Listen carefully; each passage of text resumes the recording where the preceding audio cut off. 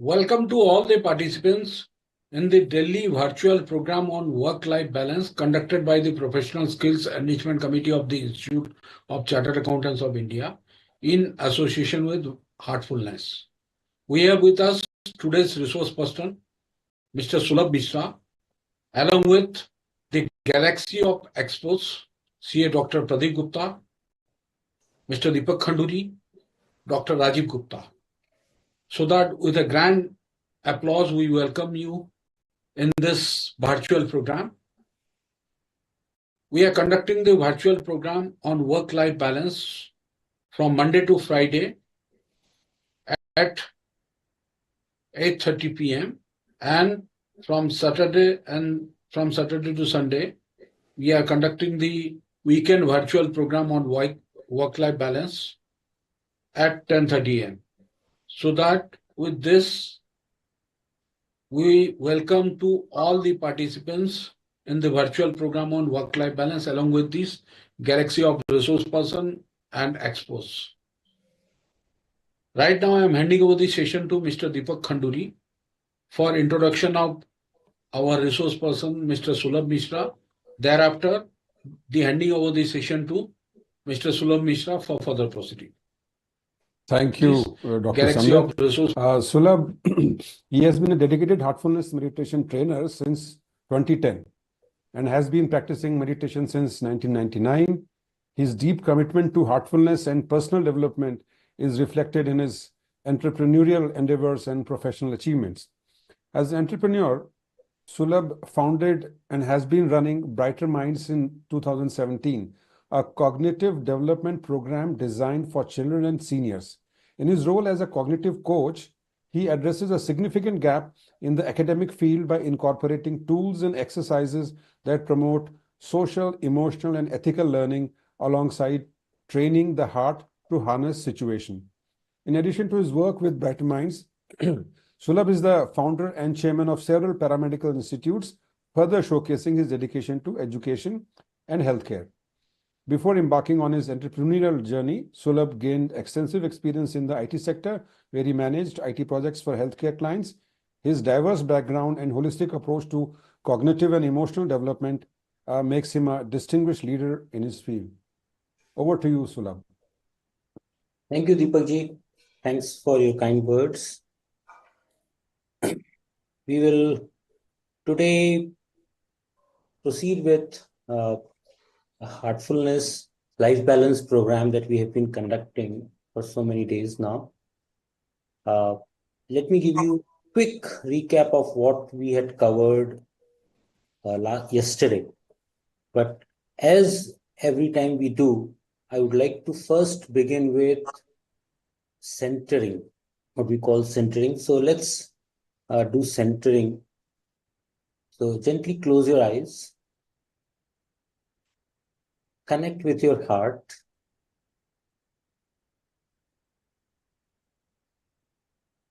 Try to recall the condition that you had gained in your morning meditation. See if you can rekindle that condition in you all over again. It's okay if other emotions, other things bubble up, other feelings bubble up. See what is there in your heart. Become aware of it.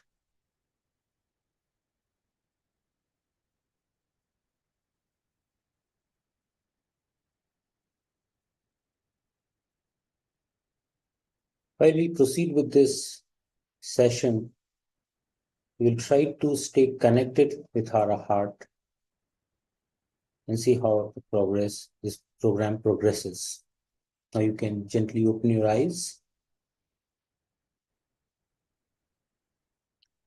Now a brief recap follows for what we captured or covered yesterday. We spoke about the important role of rhythm in our life, how our brain is hardwired for rhythmic activities. And if we can incorporate certain rhythmic activities in our life, we are able to bring calm, balance, and we are in a relaxed state during our day-to-day activities.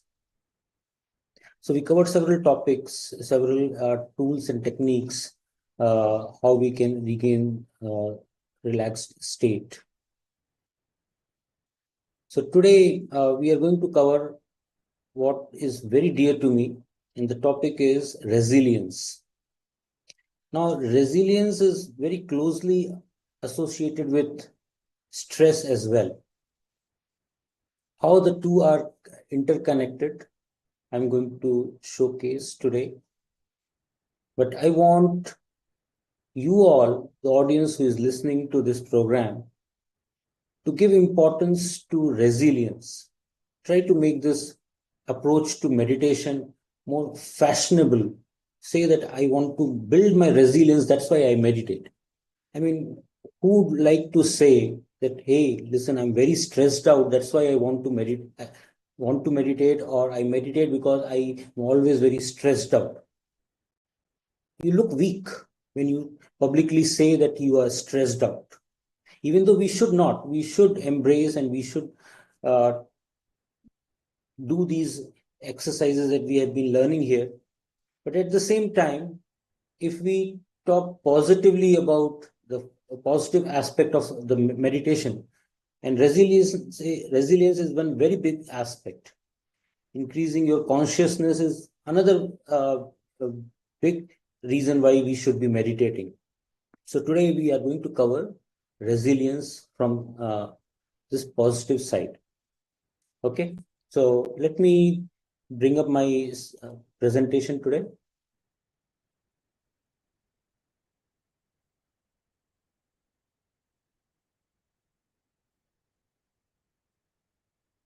This resilience is something that I share with my Brighter Minds parents when they enroll their children. So here are some tools that are available from Heartfulness that you can utilize on your own. When you are not attending these programs, you can go to our Heartfulness app. You can get assistance of a live trainer who will help you meditate. We have a very beautiful program running these days. It's called Being Heartful Every Day. Through this app, you can attend this program and form a habit of meditation. So meditation, as we have been speaking about, it's very easy, but to incorporate it in our daily life is the difficult part. So getting it, bringing automatism to it, making it a habit is where we need help. So Heartfulness app does just that.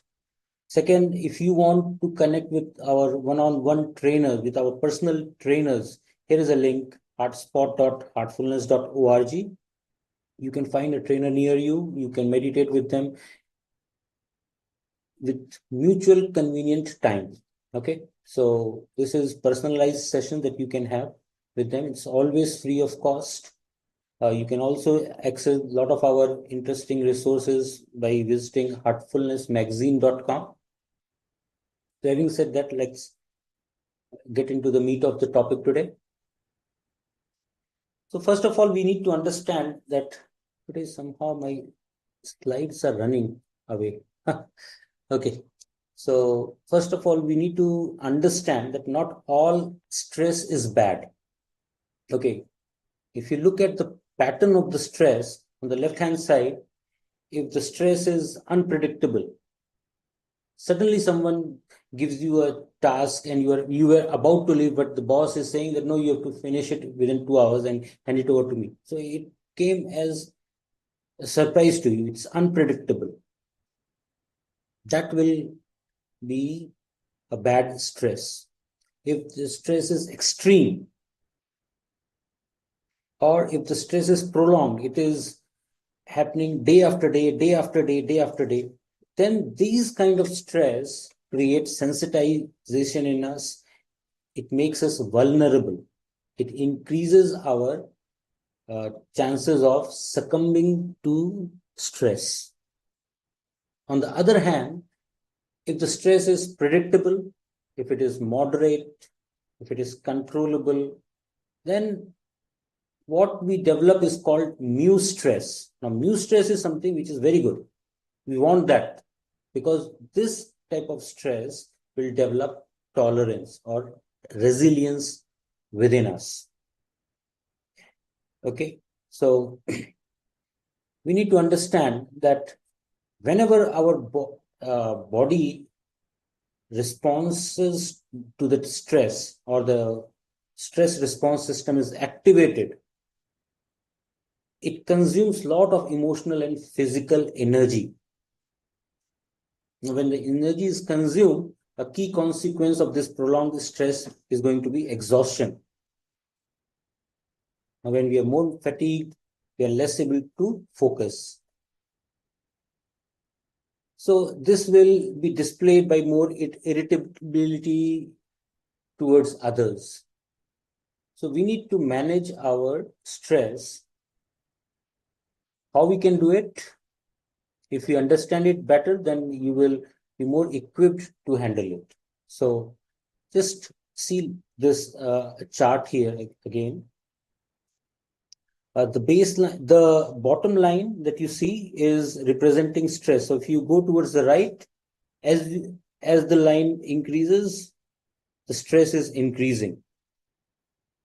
And if you are suppose here, you're calm, but as you're going up, you see from calm, you're becoming alert, then you're alarmed, now you're fear, and now you're in a state of terror. So the horizontal axis is representing how your states are changing. Okay. Now this straight line in the center, this is a typical response which you will see from a person, average person. Whereas if someone is very sensitized towards stress, it is represented by this parabolic line on the top. On the other hand, if someone is very resilient, they are represented by this line in the bottom, which is forming this curve over here on the right hand side. Okay. So let's see what happens when we have stress in a normal person. So if you look at this arrow, this first arrow here in the bottom, there is some stress, but the resilient person is still calm. What happens to this neurotypical person? If you see this arrow, he's in a state of alert. But with the same amount of stress, the sensitized person has gone in the state of fear or is totally terrorized. If you increase the stress again a little bit, neurotypical person will show a very small change in the stress response. Whereas if you look at the stress response of the sensitized person, it is very huge. So this is the reason why we want to become resilient. This is very important that we develop some tools, techniques, we understand how stress works so that we can maximize our resilience. Okay. Now, what happens or what we can do to increase our stress in life? What we are doing. So here, if you have a minimal daily structure, if you frequently get into comfort eating, if you are exposed to too much media, if you do very minimum exercise, you are totally isolated, emotionally isolated. If you are focused on yourself only, if your sleep is frequently disturbed, if you have negative outlook, if you think negatively, then you are inviting distress in your life, okay, which is not what we want. So instead of this, if you change your approach to life and bring daily structure to it, you are bringing a routine in your life. At this time, I do this. At this time, I do that. There is a very good structure. And if we want if we want our children also to grow up resilient, this is what we should be focusing on. We should somehow provide a structure in their life. This is the time when you go to play. This is the time when you eat. This is the time when you play, sleep. Everything should have a structure. Then there should be family meals. There should be media limitation. Everyone should exercise, reach out when you need help others when you get opportunity, and follow a sleep hygiene. When I say hygiene, I mean, again, there is a structure. You sleep on time, wake up on time, and you cultivate positive outlook towards life. So if this kind of approach is taken, what we see is that even though we have stress, it will actually increase or build our resilience. Okay. So this is something I wanted to highlight today, that it's not that difficult. It's very easy to actually bring resilience in our life. All we have to do is bring automatism. So that's why I was also mentioning about being heartful every day in the beginning. This brings a routine in our at least spiritual practice that we are learning in this program. So this program is delivered at the same time every day. So we just few days ago we completed 180 days. So we have almost completed half of this program. We are running this program for 1 year. So we still have 6 months of program left in front of you. So all of you can join this program. Now we are going to do something which again helps reduce our stress, removes our emotional burden. So today we are going to practice cleaning technique. So today what we are going to do is, I'm going to help you do your own cleaning. Okay. So this will be a guided session. I will give certain commands. You just follow it along and you can do your cleaning. Okay, so let's begin. Close your eyes.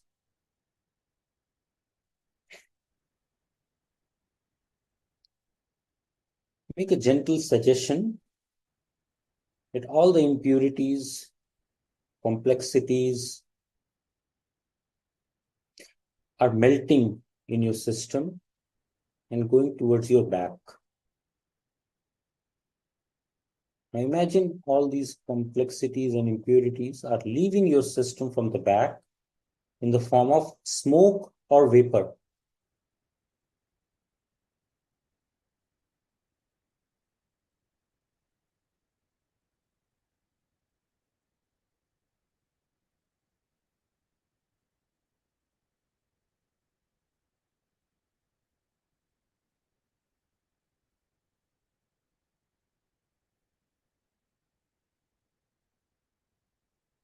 This cleaning technique becomes very effective when we have 3 ingredients to it. Number 1, the thought that we just made. Now attach your willpower to it, that this is really happening. And to make it happen, you need to concentrate, you need to apply your willpower. So use your willpower to maintain your focus on the back. Use your willpower to not allow other thoughts to come in. Instead, continuously eject impurities and complexities from your system. And the third element is, we should believe that yes, it is really happening.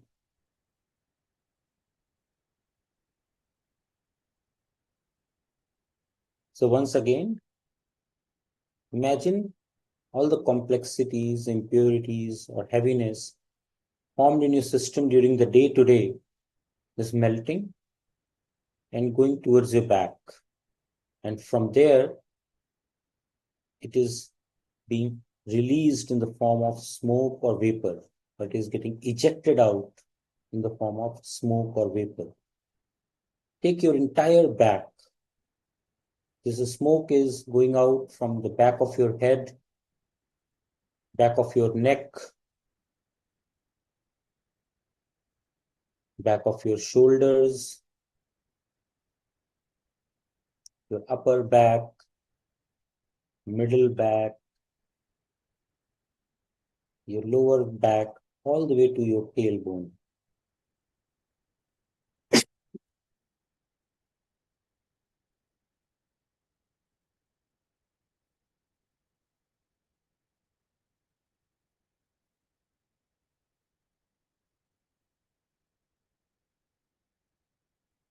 We are trying to get rid of the root cause of the thoughts. It's very likely that thoughts will arise, but use your willpower to continue the work that you are doing. Ignore the thoughts. If your mind drifts, bring back to the work you are doing.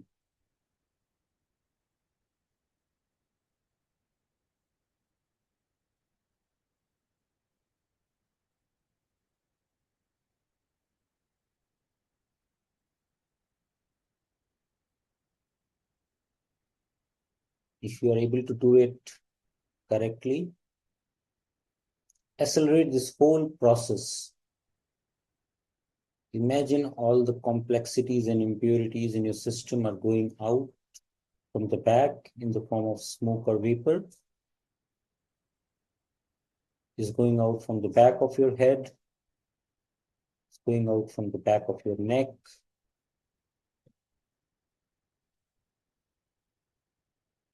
It's going out from the back of your shoulders.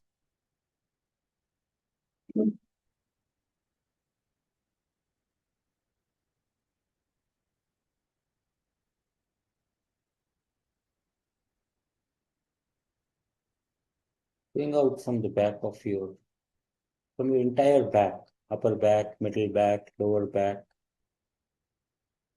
The smoke is going very far away, never to return. And this cleaning process is continuously getting accelerated. More and more of smoke is going out.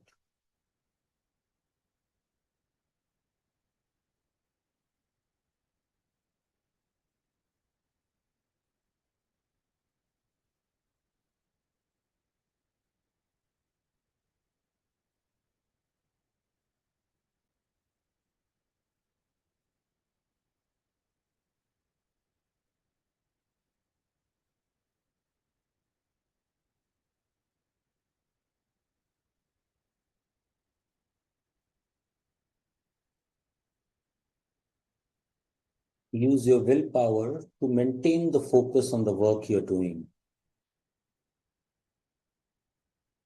Maintain your focus on the back.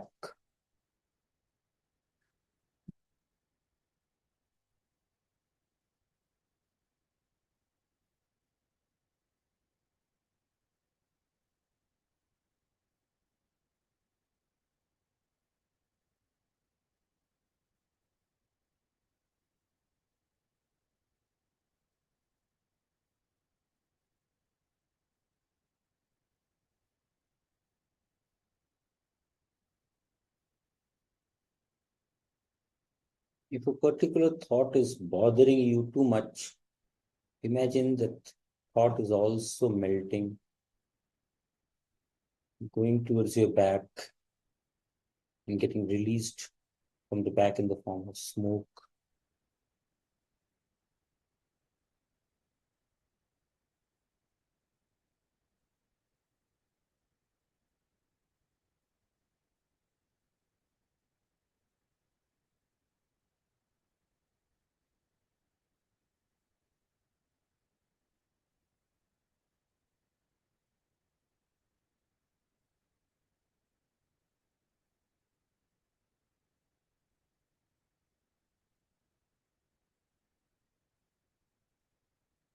Continue to increase the pace of the work you're doing.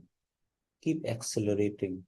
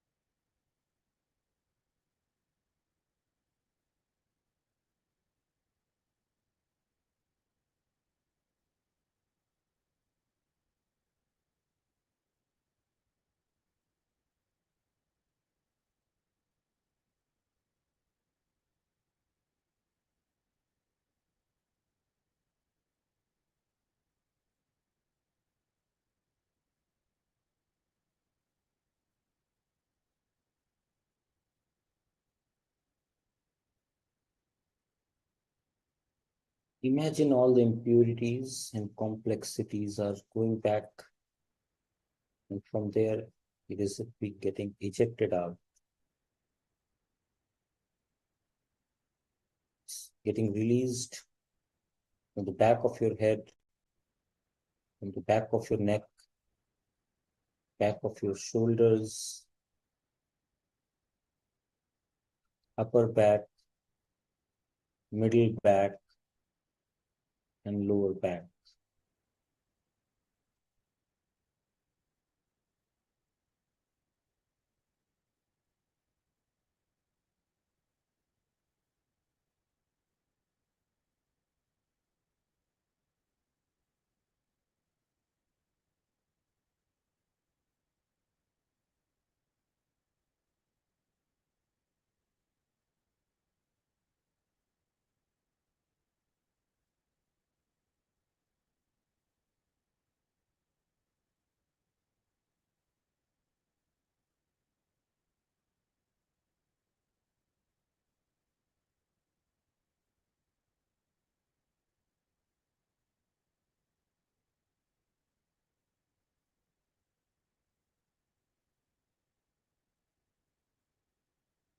If you find your attention has drifted away, gently bring back your focus on the back and continue to do the work.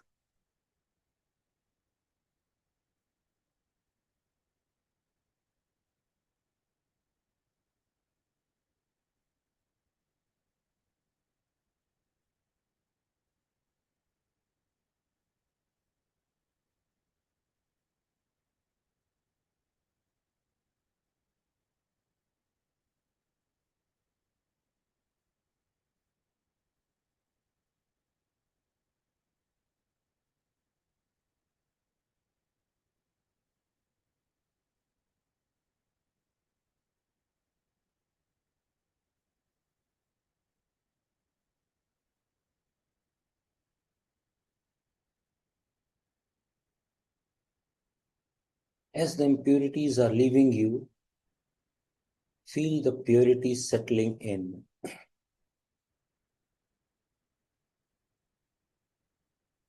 As the complexities are going out, you are becoming simpler.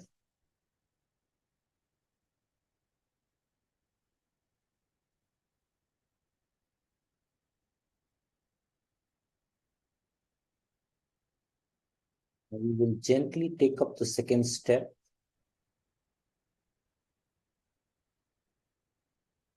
We will now suggest that a sacred current or a sacred light or a divine light is coming from above, and it is entering my system from the front, and very gently it is pushing out the remaining complexities or impurities.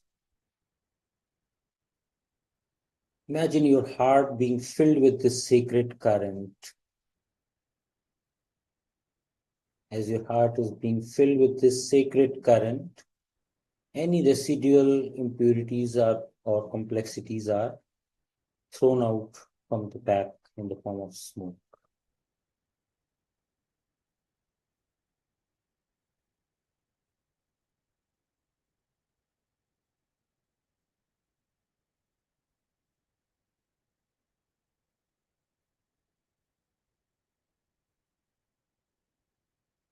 Feel your heart becoming purer, simpler, more sacred.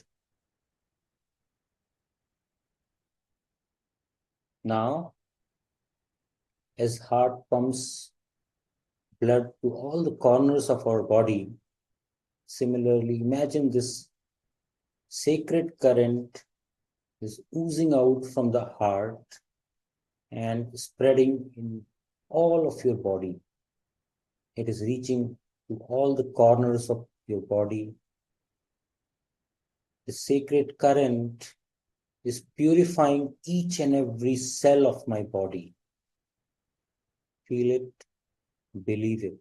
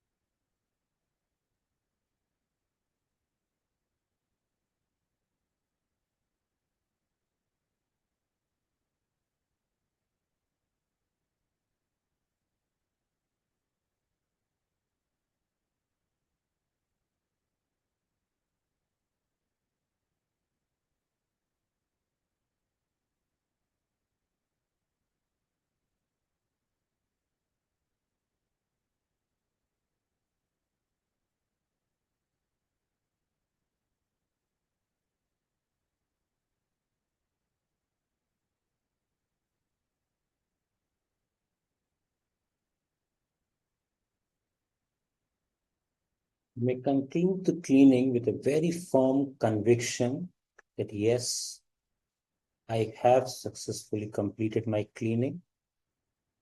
I am now clean and pure.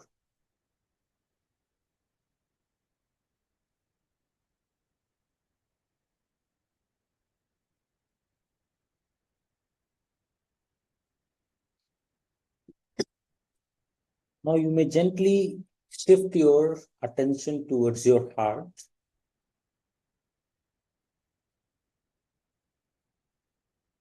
Make a supposition that the source of divine light or divine light is already present in my heart.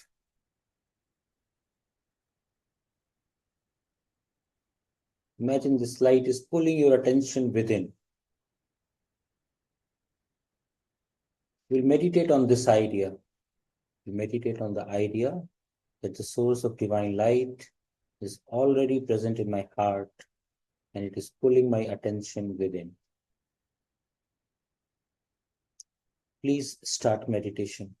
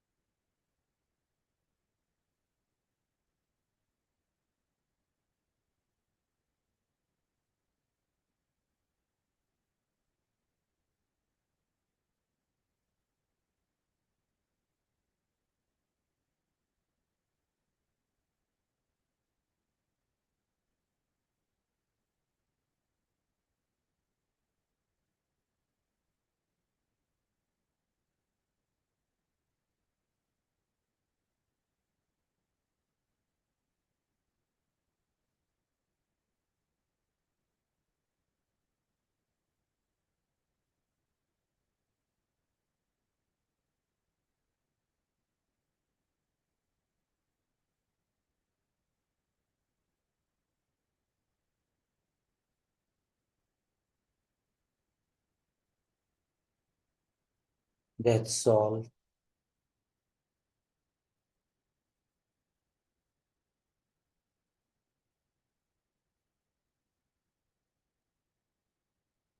Meditation is over, but you may please continue to keep your eyes closed. This is the time when we concentrate within ourselves to find out what we have gained out of our meditation. What is my condition now? How am I feeling right now after this meditation? What is my current state? Recognize your condition or your state so that you can hold on to it.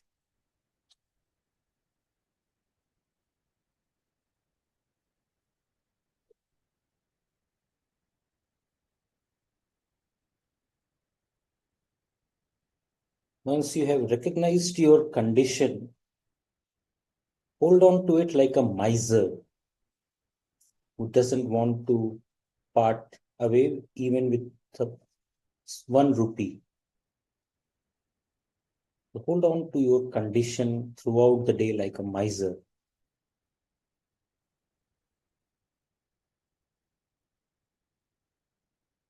Once you have recognized your condition, you want to make it strong. So ensure that you do not make any sudden movement. You do not drink water, you do not immediately get up. Let this condition strengthen first. You know, the way when we lay the brick wall with cement, if we push it, it will immediately fall down. But the same wall with cement, if you leave it for 1 day, it becomes strong and now you cannot break it with a hammer.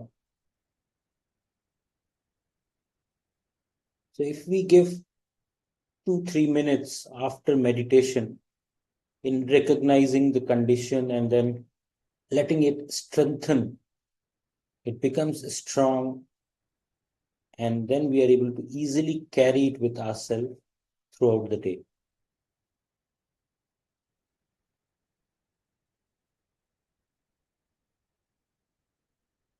Let this condition expand. Imagine your condition is benefiting your family members. It's changing the environment within the house. It's expanding and benefiting your community, the society, and beyond.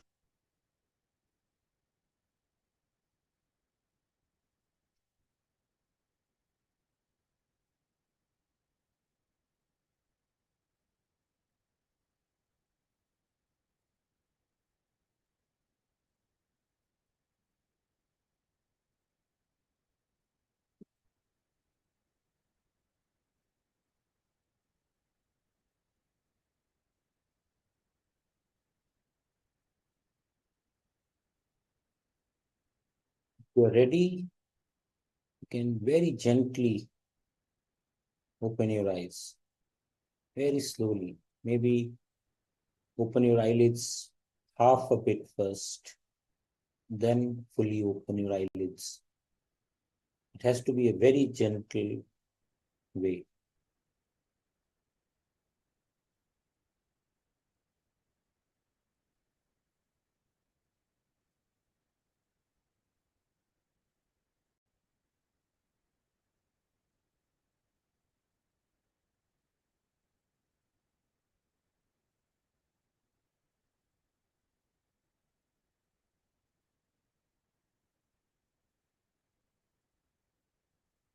Now, if there are any questions, I can take them.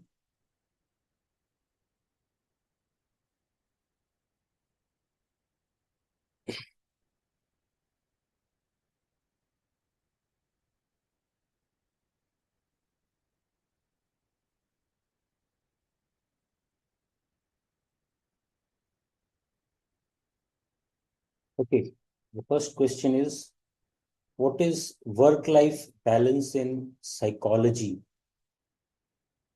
Well, I do not have any background in psychology, so I will be very honest.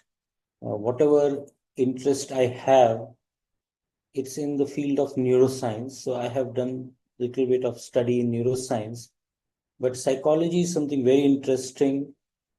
I will not be the right person to answer it. So if you allow me, I will skip this question and move on to the next one. What are the psychological effects of work-life balance?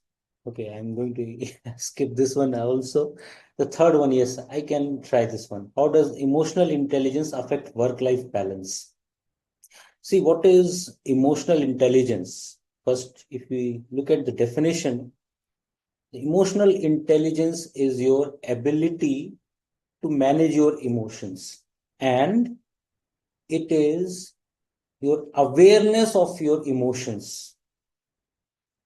Unless and until you are aware that you are angry, how are you going to control your anger? How are you going to manage your anger? So this awareness is important. The more you are aware, the more emotionally intelligent you are. And the better you are able to manage, once you have become aware, now your emotional intelligence signifies how well you are able to manage it. Okay.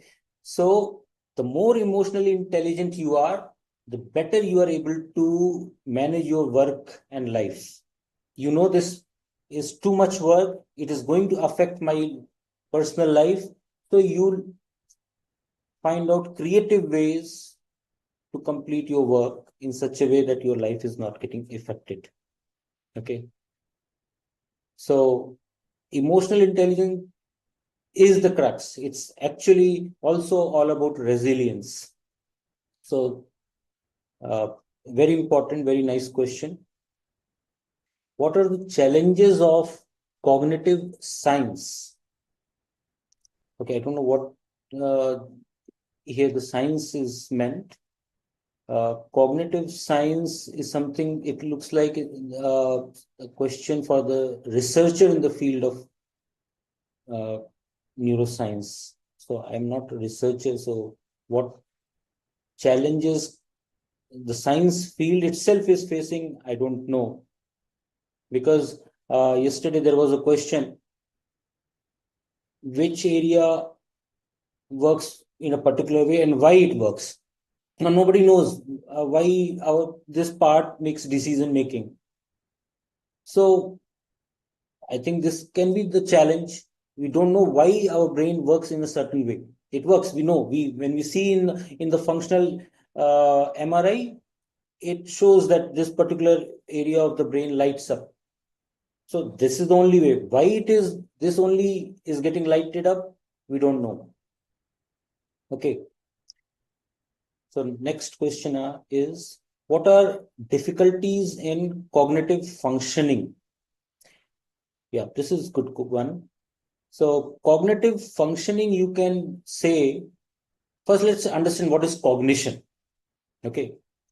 If I can do a problem solving, that is the function of my cognition. If I can solve this problem more efficiently than the others, my ability to do problem solving is better than others. Now, this particular, I'm taking one example. There can be many more.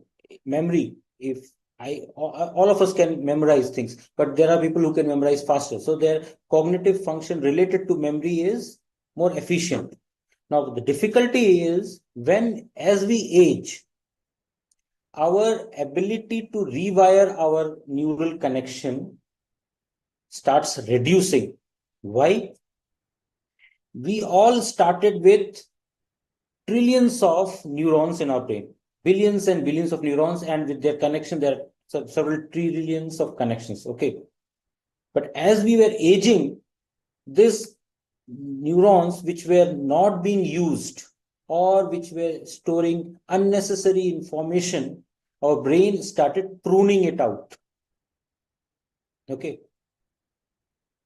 So as we continue to age, we form certain habits, certain patterns, and we continue to use our brain in that same pattern, in that same way, which results in not using other parts of our brain.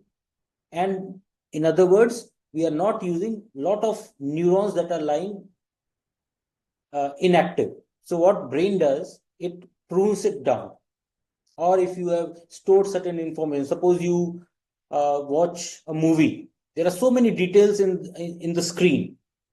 You will remember the story, but you will not remember all the small details, what color shirt the villain was wearing, what color shirt the hero was wearing. You will not remember all those details. But all these informations are stored in the neurons. Now, if neuron is still holding this information, your brain has to supply energy to it. But brain is a very efficient machine. It says this is an unnecessary information. Why should I keep this neuron? It is using up my important resource, that is my energy. So brain will prune it down.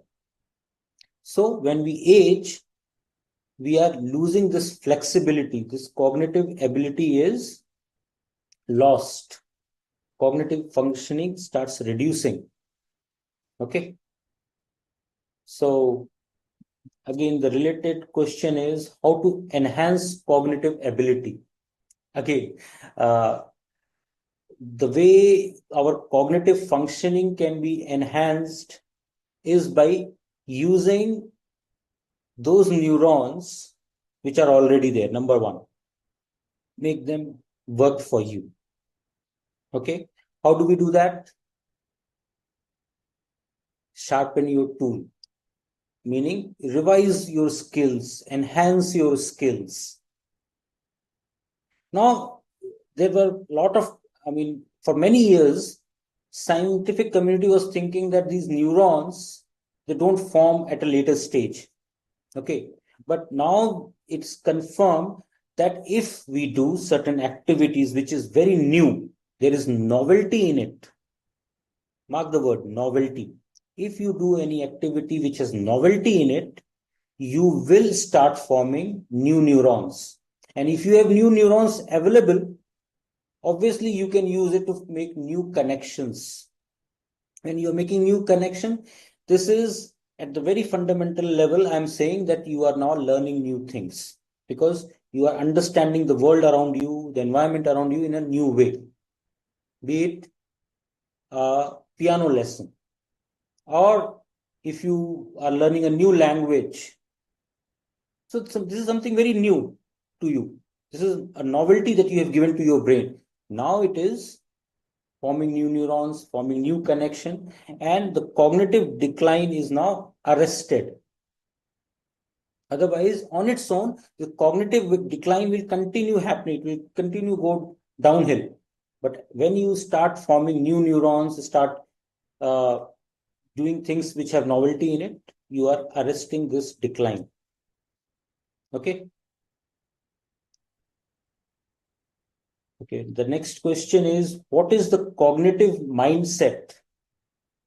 Well, if you have this growth mindset that I want to keep growing, I want to learn new things, I want to keep enhancing, improving, becoming better version of myself, you can say that is cognitive mindset because you are improving your continuously improving your cognitive mindset. So there is a very good book written on this growth mindset.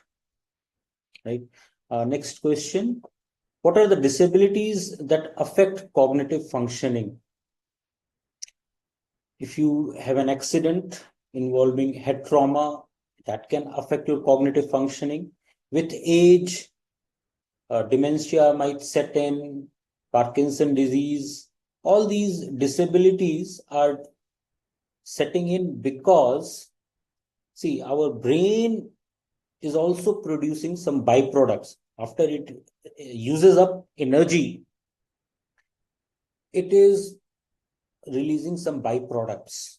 Okay. Our body has a very efficient mechanism and it is called lymphatic system. So if my finger is sweating here, it means that the cells in my fingers are producing some waste material.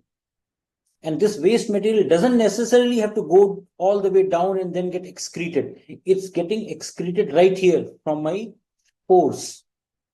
So it is happening due to the lymphatic system. Till 2014, we didn't know how brain is releasing or removing all this impurities or the byproduct. Okay. We have in our brain something called sinusoidal fluid. I hope I'm pronouncing the name correctly. There is a liquid, okay? There is a liquid which was thought that it protects the brain and it is working as a cushion. That's the only function of this brain. But in 2014, it was found out that when we sleep in the night, suppose our brain is like this, tightly close, bound with each other. All the neurons are tightly packed.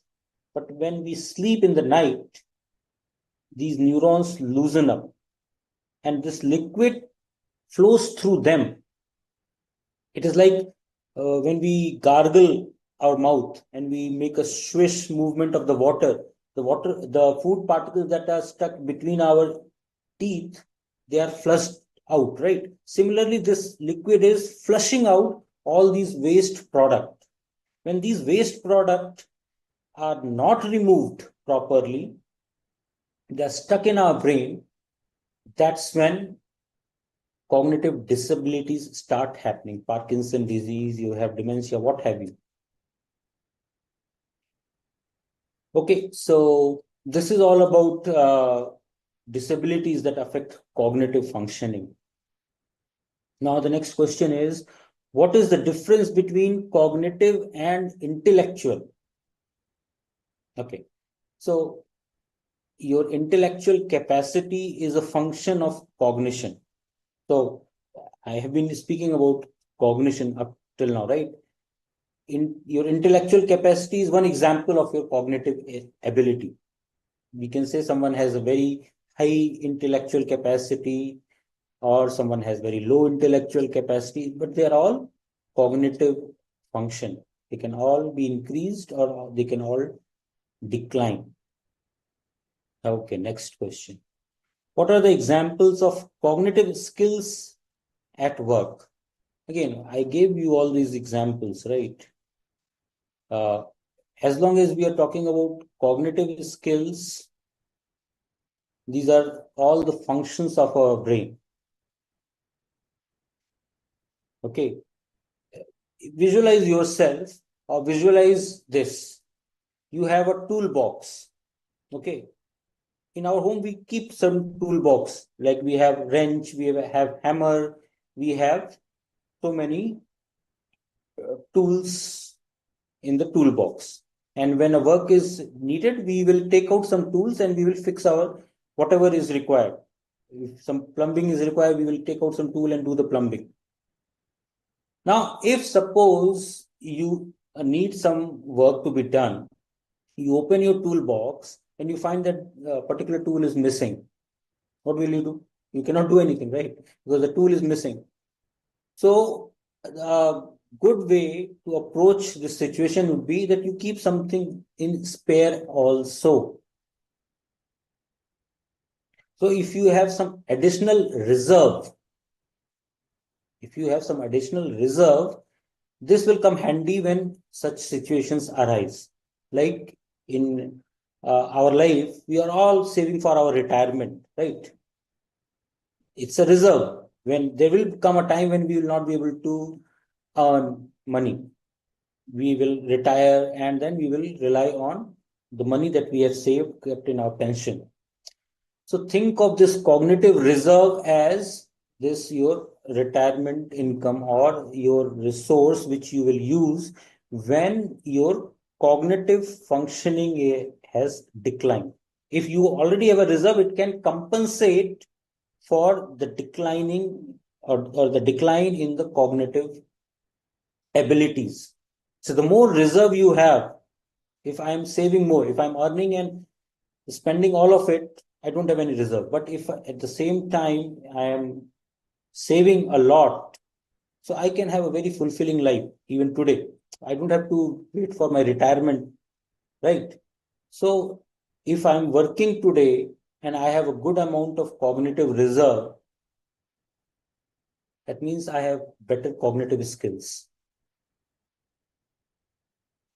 Okay, I hope I answered that question. We have passed our time, so I guess we can conclude the program for today. We are thankful to Mr. Sulabh Mishra for deliberating on various aspects of cognitive science and its relation with the work-life balance. We have with us today's experts, CA Dr. Rajiv Gupta, Mr. Deepak Khanduri, Dr. Rajiv Gupta.